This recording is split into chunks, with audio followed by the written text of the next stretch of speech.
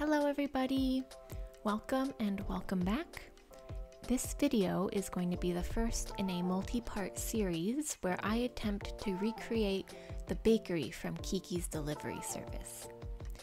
In this video though, it will just be a speed up of how I modeled the mesh into the general building design and the furniture and the shelves and the curtains and such.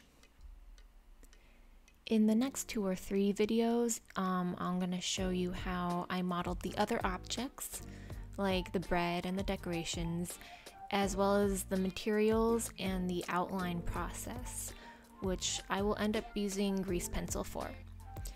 I really enjoy that kind of cartoonish outline style, so that's kind of what I'm envisioning for the final result, and I hopefully with any luck it will turn out generally okay. And if not, that's fine too, because every mistake I make helps in the learning process. For those of you who don't know, I'm a beginner in Blender and I'm learning as I go and as I work on different projects, and hopefully with time and dedication I will be able to eventually improve. And so if you're interested in watching me improve, which just so you know it will be a very slow process, then I welcome you to join this very long journey of mine. Kiki's Delivery Service was one of my favorite movies growing up, along with pretty much every other Ghibli film. And a personal tidbit of information, a few years ago my whole family dressed up as Ghibli characters for Halloween, and my cousin and I chose to dress as Kiki and Tombo, and I dressed up as Tombo.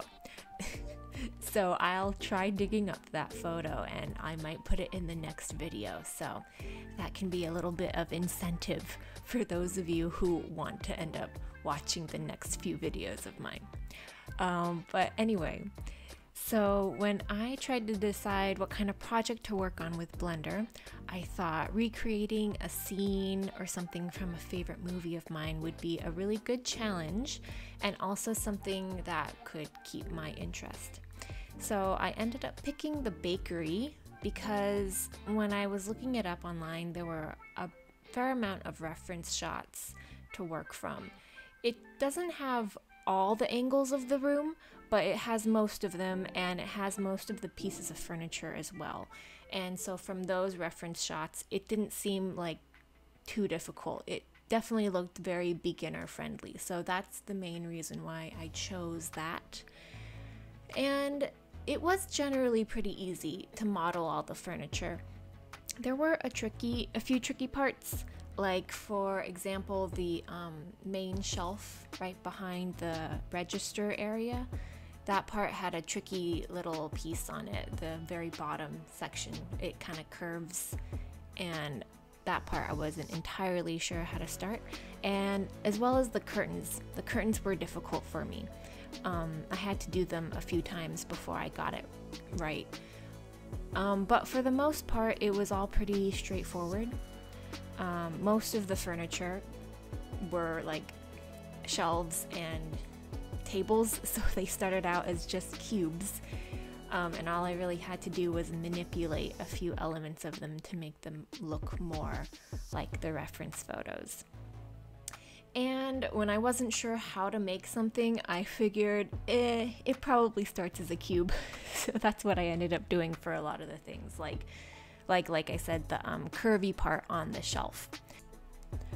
I am 1000% sure though that the techniques that I'm using to model all the furniture are not great. So just keep that in mind when you're watching this. I still am a beginner and I'm still learning, and so if you're trying to learn how to make stuff, maybe it'll be better to watch other people's videos, because they might actually know what they're doing. I do not. And another thing that I noticed literally as I was editing this video was the origin dot for all the objects. I didn't pay any attention to those. I pretty much forgot they existed. So those are going to be everywhere. And I will keep that in mind for next time I make something, because I think they're probably important. But for this video, I'm just gonna pretend like they're not. So besides that, if anyone has any suggestions or helpful advice, I would love to hear it. But I think for now, I will let you enjoy the rest of the video in peace. So I will see you in the next video, and I hope you enjoy.